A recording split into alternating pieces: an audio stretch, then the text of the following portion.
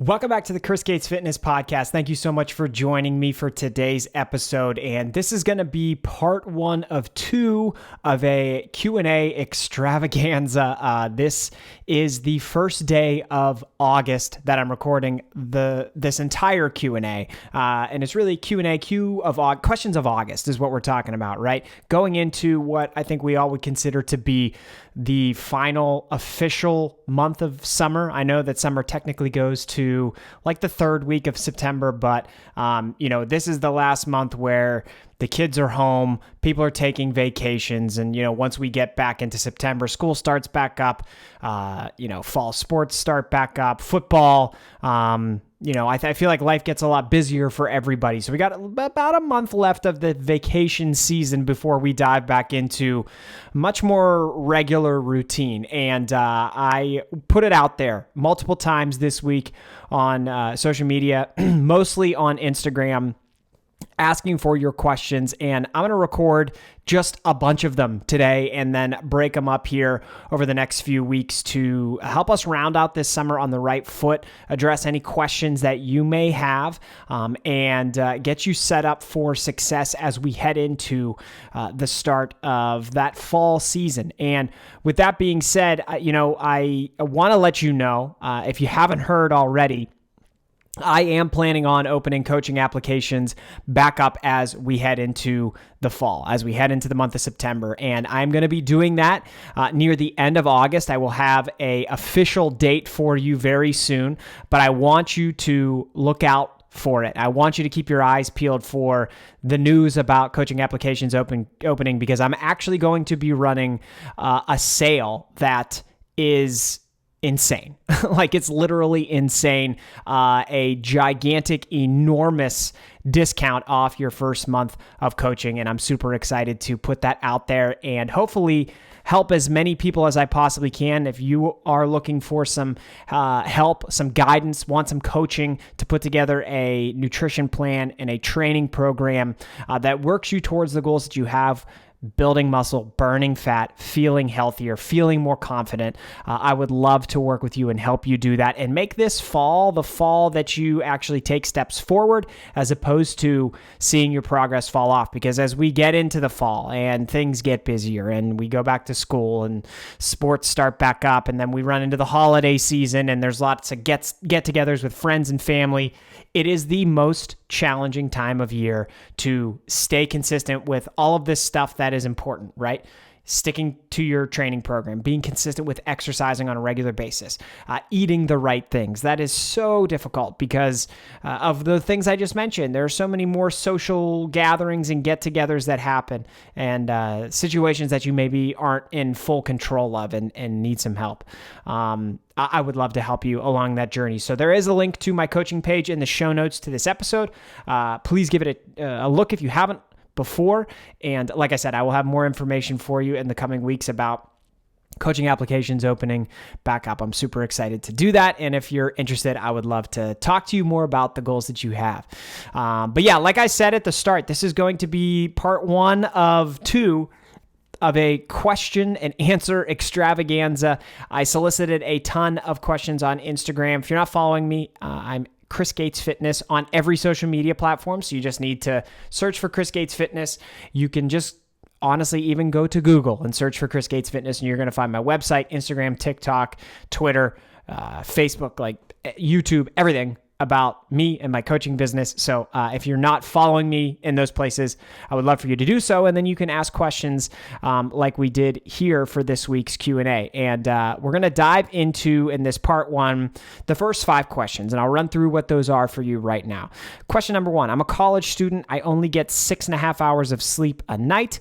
Is this going to affect my bulk? So how much does sleep affect you building muscle and getting stronger and seeing that type of progress? Question number 2, how to correct muscle imbalances in the arms and the calves. It's quite natural for you to have a stronger side. One strong side will be stronger than the other.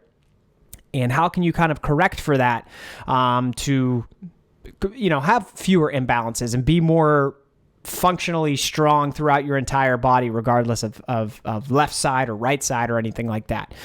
Question number 3, I want to start a new pre-workout, I'm unsure of how to start. Do I start with the serving size on the label? I want to talk you through the smart way to get started with pre-workout if that's something that you're interested in, because I have my own personal horror stories of getting started the wrong way. So we'll go through the right way to do it. Question number 4, in your opinion, what's the longest a person can take off without losing muscle? Really, really interesting question. So, if you have to take a few weeks off from training, should you expect that you're going to lose some muscle, lose some strength, and what should your expectations be? And then again, even beyond that, what should you do to get back into it? We'll talk all about that. And then question number 5, I only feel hungry for about 2 meals a day. Do you have any tips for me to get more protein in? I do, and we will discuss those here in just a moment. So those are the questions. I'm excited to dive in, and let's get right into it. Okay, question number 1. I'm a college student. I only get 6.5 hours of sleep a night. Will this affect my bulk? So great question. And I know that struggle. I think as a college student, you have a lot of responsibilities, going to classes, studying for tests. Oftentimes there's late nights, and, a lot of the social stuff with college as well is, now, I remember when I was in college, we didn't go out until 9 or 10 o'clock. So I know that sleeping at night is not the priority when you're that age and when you're in that phase of life. So I get it. And I love that you're thinking about sleep, because it is an important part of building muscle if you're in a bulk. So, we focus so much on, okay, what am I doing in the gym to lift? What does my training program look like? Am I training hard enough? And am I doing all the things that I need to? Am I doing the right exercises? And that type of stuff is important. And then for a bulk, you're also thinking, okay, am I eating enough? Am I getting enough calories in? Am I consuming enough protein? Am I, are my carbs and fats dialed in the way that they should be? Am I eating the right meals? What foods should I eat? What foods shouldn't I eat? That's another thing that I think we tend to focus on a lot when you're training consistently hard and trying to build muscle. I don't know that people focus as much on sleep. And so I love that you're thinking about sleep and have questions about it, because in reality, sleep is where the vast majority of those gains will actually take place. That's where they will come from. Yes, you need the training stimulus. If you're not in the gym training hard, pushing yourself, then you're not going to be giving yourself that stimulus that tells your body, oh, okay, that was really difficult. We got to respond. We got to build some muscle so that it's easier to do that same thing in the future. That's in a nutshell how building muscle works. That's how it starts. And then you need to be feeding yourself, right? Getting in enough calories, consuming enough protein, because protein provides the building blocks to your body that it needs to build that muscle. But the actual repair, recovery, and growth, where all of that gets utilized and put into action, a lot of it happens at night when you're sleeping. That's where we secrete the most growth hormone, is when you're sleeping. So the more sleep that you can get, the better as it relates to building muscle. And a lot of other physiological mechanisms, like if you're just trying to be healthier in any way, shape, or form, getting more sleep is going to help you. But certainly for building muscle, more sleep is better. They say most adults should get between 7 to 9 hours of sleep, and that applies to building muscle. I would say minimum you'd want to get 7.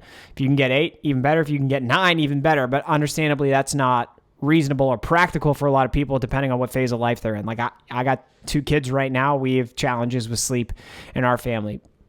So you say you're getting 6.5 hours of sleep a night every night.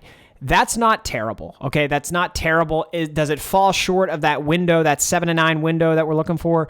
Yeah, it does. But that doesn't necessarily mean you're doing anything wrong. If you are maximizing the 6.5 hours there and able to get that consistently, you're in a good spot. Okay. And I would just say that if that's the most that you can get, then that's the most that you can get. And there's really no reason to stress over it.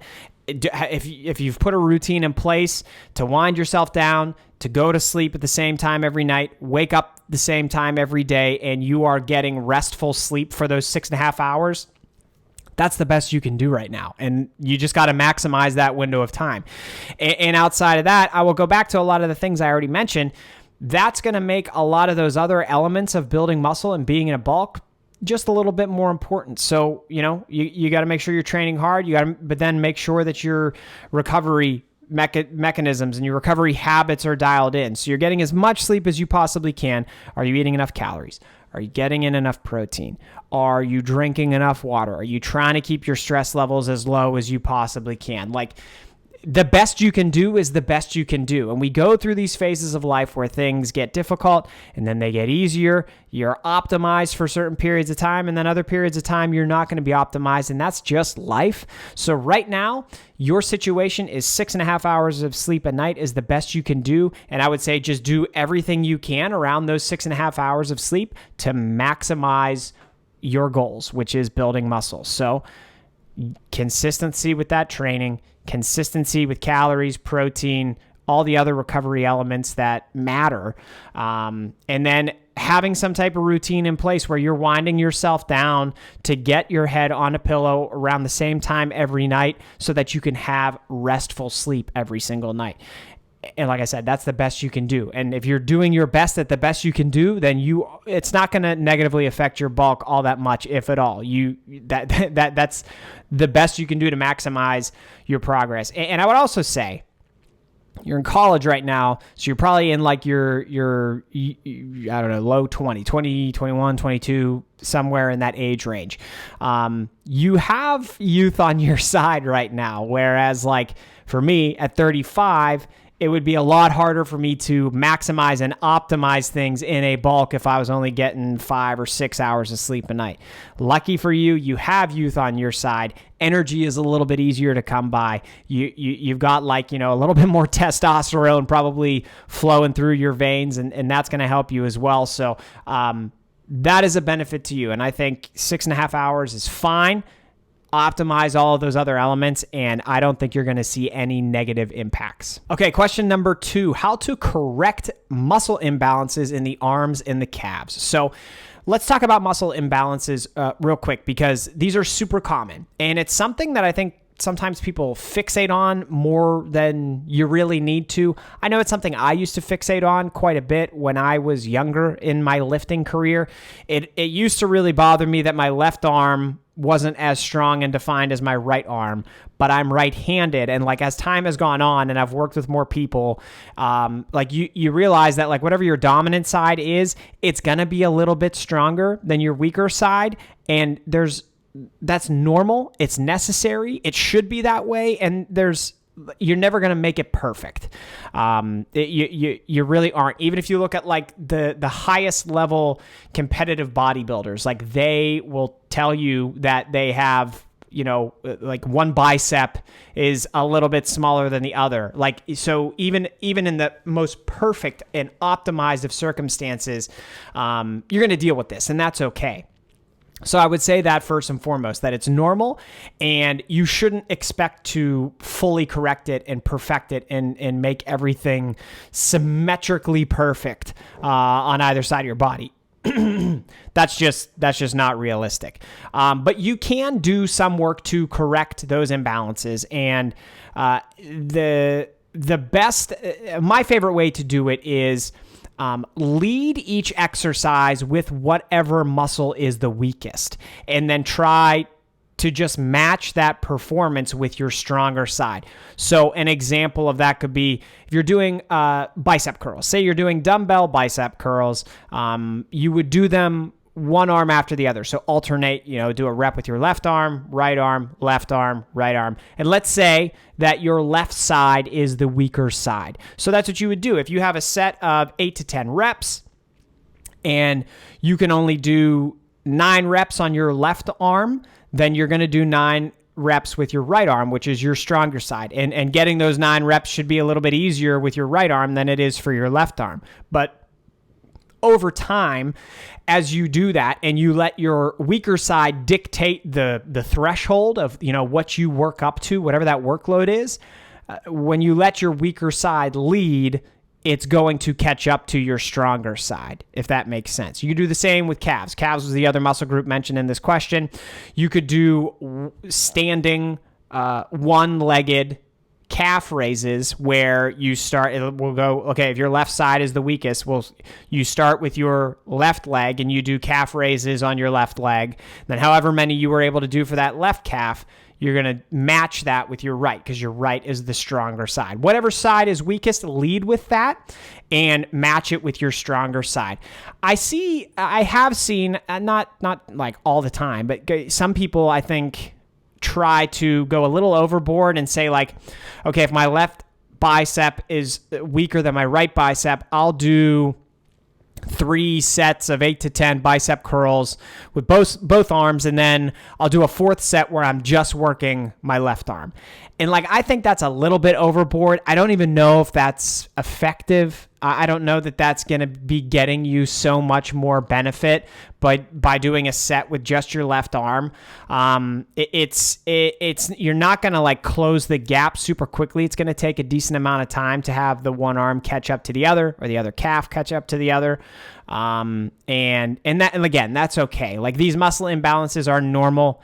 Everything is not going to be perfectly symmetrical, but you can do little things like I mentioned where you let your weaker side lead to hopefully close that gap over time. But accept the fact and understand that it's never going to be perfect, and that's okay. All right, question number 3. I want to start a new pre-workout, and I'm unsure of how to start. Do I start with the serving size on the label? I mentioned this at the start of the episode. I have my own horror stories of starting pre-workout, and I will share that with you here. Back when I started lifting and first heard of pre-workout, there was a product on the market. You may have heard of this. It was very, very popular in like the mid-2000s, and it was called NO Explode. And I think like back when it first came out, there was actually some ingredients in it that was like, I guess like probably now is considered to not be legal, and you can't get it in a pre-workout anymore. And that happens actually more often than you may think, because the supplement industry is weird, where like it's kind of regulated, but it's kind of not. And like some companies slip stuff into different different pre-workouts or other types of supplements that like maybe they shouldn't be, or like the supplements are made in the same factory as other supplements, and like ingredients can kind of get crossed over into it. I mean, it's crazy, the whole supplement industry. There's a lot of I guess error involved is what I'm saying. But I tried NO Explode, and here's the shot by shot. So I didn't start with what the label said. I think the label said just to do 1 scoop. I started with a half scoop, and I did it like a half hour before I was going to start my workout. And I was like, man, this feels really good. Okay. I'm going to do another half scoop to get the full 1 scoop. And I did that. And I started to feel even better. I was like, man, this is great. Well, what if I do another half scoop? And I think I might have worked myself up to like at least a scoop and a half, maybe 2 scoops. And that was a huge mistake, because I didn't make it to my workout that day. I ended up on the floor having incredibly painful like stomach spasms, because I just dosed way too much caffeine and whatever other ingredients were in that supplement at the time. It was bad. I got really, really, really sick, and then I stopped using the pre-workout for a while, and then decided to come back to it and just do the half scoop. And then I did a half scoop for probably a month or so, and got comfortable with that, understood how my body reacted to it. Then I dove into going up to a full scoop. And I think that that's probably the best way to go if you've never taken a pre-workout before, or if you're trying a new one. Like, it's important to pay attention to the ingredients that are in your pre-workout. The main driver of performance and the main driver of, you know, how it makes you feel energetic and ready to exercise is the amount of caffeine in it. And from pre-workout to pre-workout, there are different dosages of caffeine in these different products. So like from one supplement company to the other supplement company, you know, one may have 150 milligrams of caffeine, whereas like if you compare it to another one on the shelf, the other one may have 300 milligrams of caffeine. You need to be very mindful of how much caffeine you're putting into your body at one time. And that may dictate whether you do a half a scoop or if you go with the full scoop. That's important. And especially if you're taking a pre-workout for the first time ever, start small. I would say start with a half a scoop and do that for at least a couple weeks. If you're just starting a pre-workout for the first time ever, that half scoop is going to give you the energy you need because you've never done it before, right? So you're introducing something brand new to your body. And like specifically caffeine, I think we all know you build up a tolerance to caffeine over time. So even starting small, that's a pretty high dosage of caffeine at once where you're going to feel it. It's going to help you feel energized, energetic. You're going to have good performance in the gym. That's all you need. And then you could potentially scale things up as you move forward from there. And like I always recommend it, when you hit a deload week or something like that, to actually cycle off of pre-workout because of that caffeine tolerance that we build up. Because I'm guessing you also probably have some type of caffeinated beverage, like, coffee in the mornings, stuff like that. So it's probably not the only caffeine you're getting. And so the more and more caffeine you have, the more and more of a tolerance you're going to build up, and the less and less you're going to actually feel the benefits of taking a pre-workout. So cycling off of pre-workout periodically is a good idea as well. But I suppose that's taking a few steps down the road here to your question of what do I do about starting a new pre-workout? Do I start with the serving size on the label?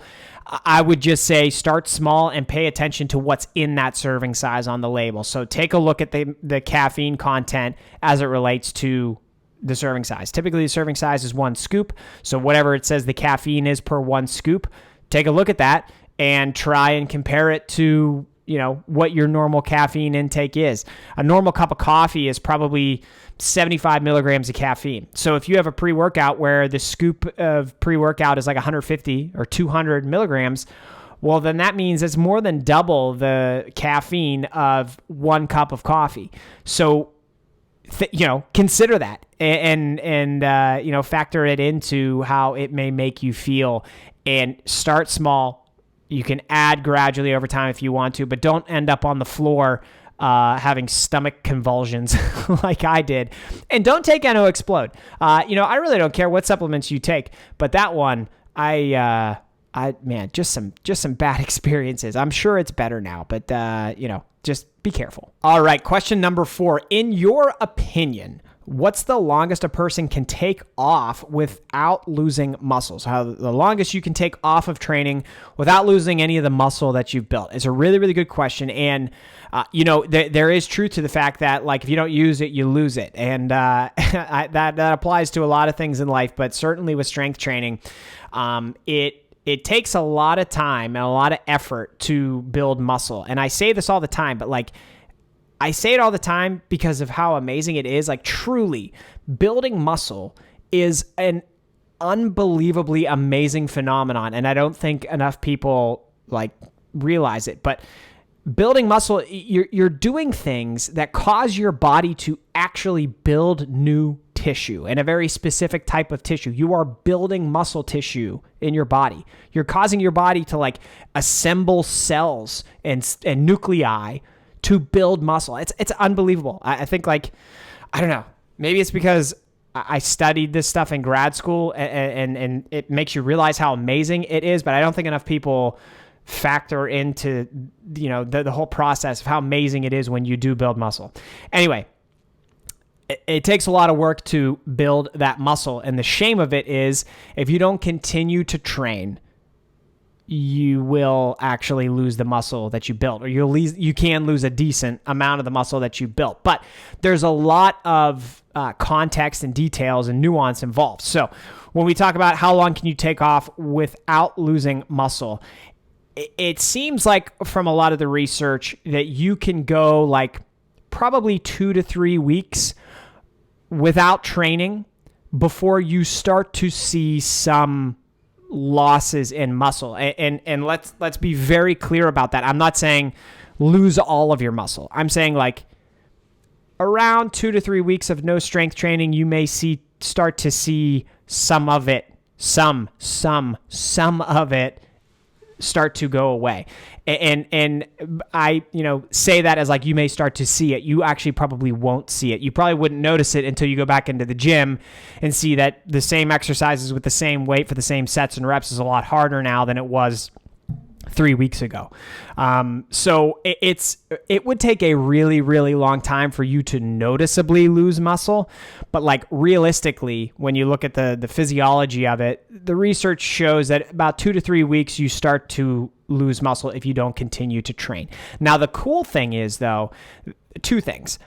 Once you build muscle, it's actually much easier to maintain that muscle mass. So if you work up to a certain level of your fitness where you build a bunch of muscle, say you go from being a beginner to adding 20 pounds of muscle to your frame, you don't need to do the same workload to maintain that 20 pounds of muscle. You can actually do like potentially as low as like 20 to 30% of that workload that you had been doing to maintain it. Because really, your body is just reacting to the environment that you're putting it in. So you build muscle because your body is continually doing these difficult tasks, and it has to build muscle to be able to continue to perform them.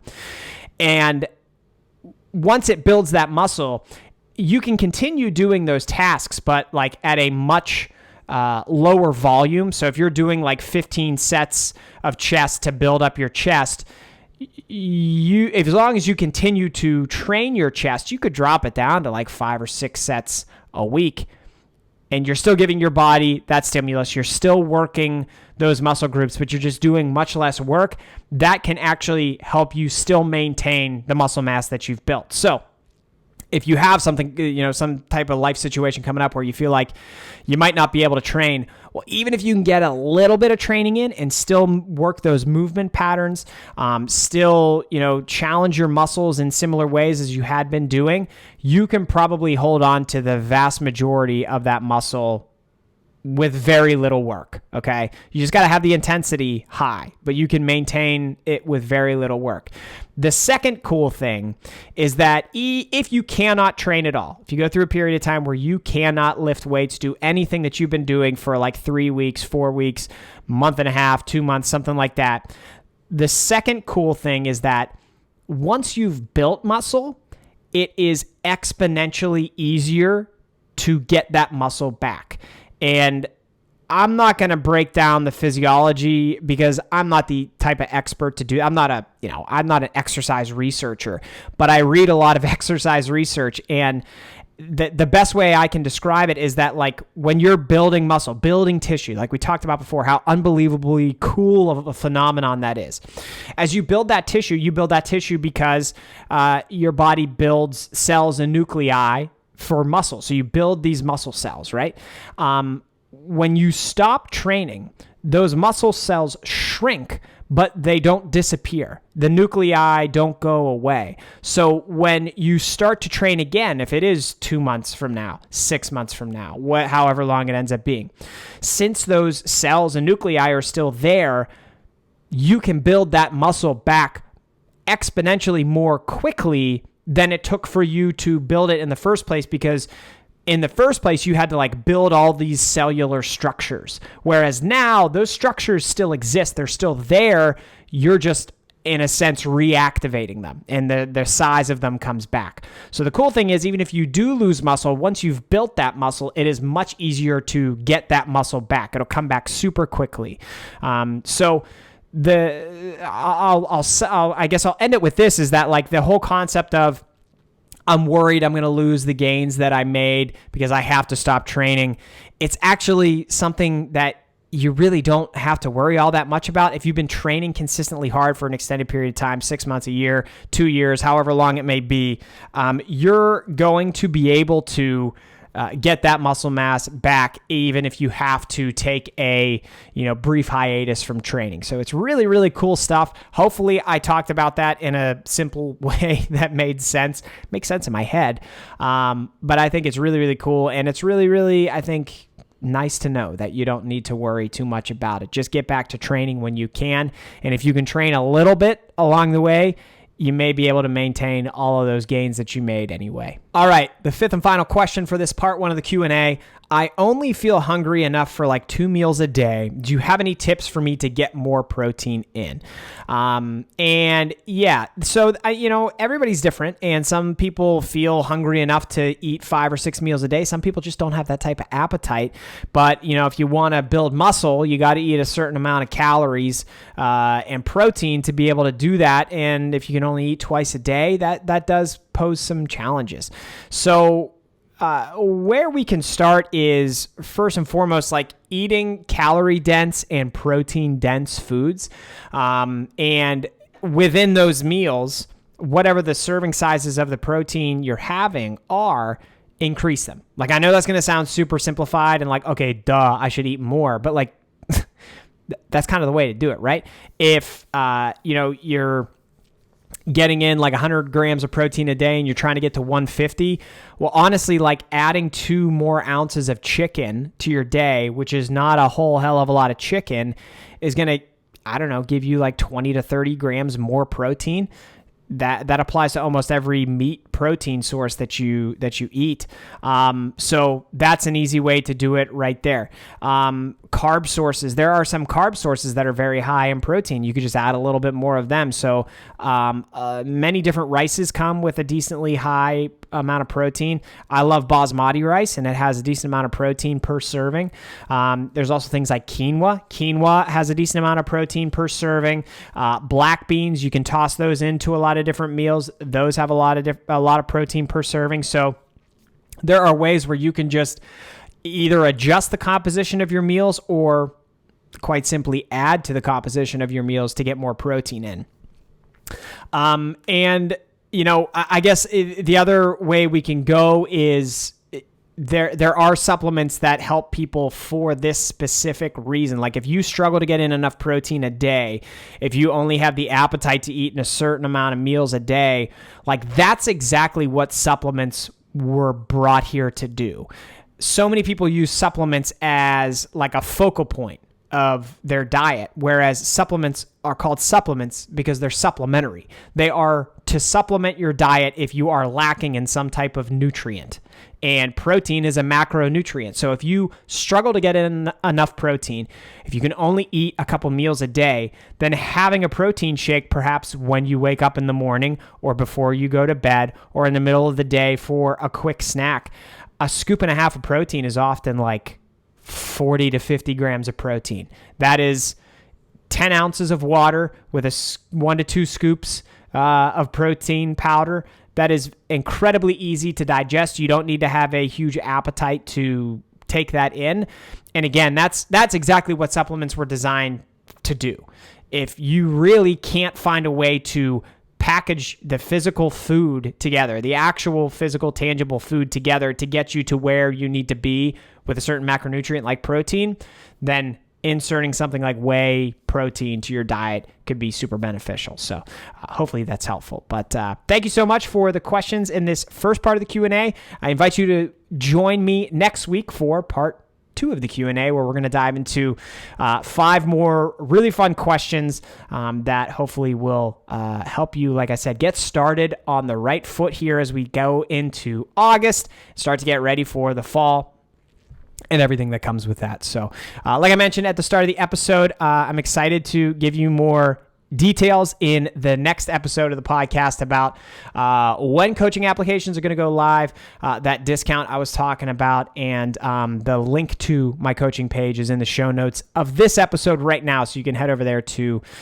learn more about coaching if you're interested. So thanks again for listening. I appreciate you, and I will talk to you again soon.